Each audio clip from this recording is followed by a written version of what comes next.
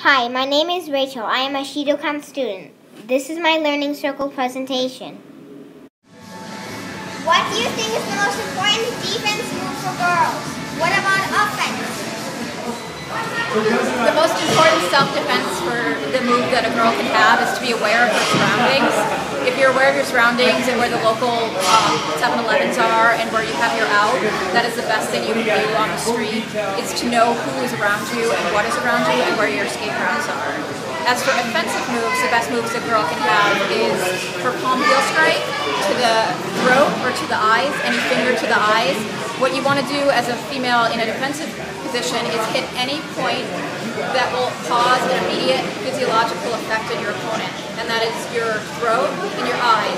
If you can't breathe, you can't fight. If you can't see, you can't breathe. Ready. Okay, so question number 4 is, what do you think is the most important defense move for girls? And what about offense? Or the most important defensive move that we teach for women, young ladies, girls? The best defense is to really just to be aware of your surroundings to avoid getting into a situation where you need to use offense. Why do you think it's important for kids to learn karate? Great. I think it's important for kids to learn karate because it's a great exercise and it gives them self-confidence in their abilities with their hands and their feet. It gets them moving, which kids really need to do in our day and age where there's a lot of television and video games. And it gives them the ability to work with other children in a sparring environment, in learning katas. It's a great all-around activity. I started training in karate in a couple different styles, which then later developed into Shidokan when I was 7 years old.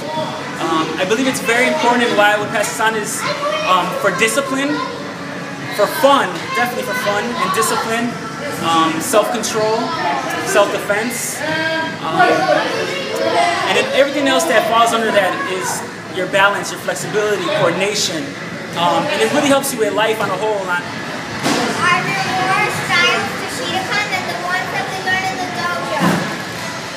Shidokan karate is made up of 3 styles: bare knuckle karate, kickboxing, and ground, which is grappling. So it's very similar to jiu-jitsu. It's fighting on the ground.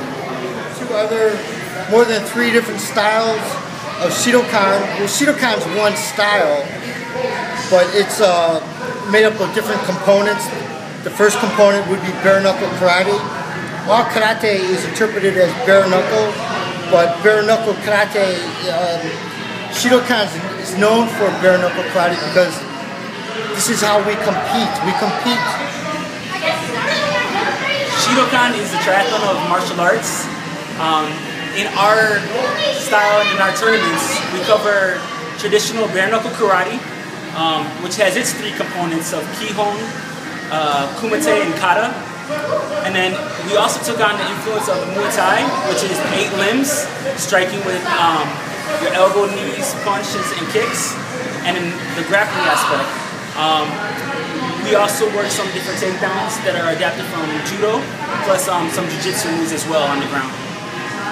How was the gi created? The karate gi came from the judo gi. It's a standard uniform for karate.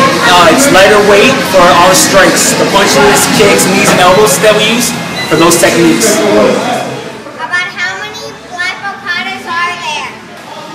In Shidokan, there are 8 black belt katas, and there are 3 weapons katas.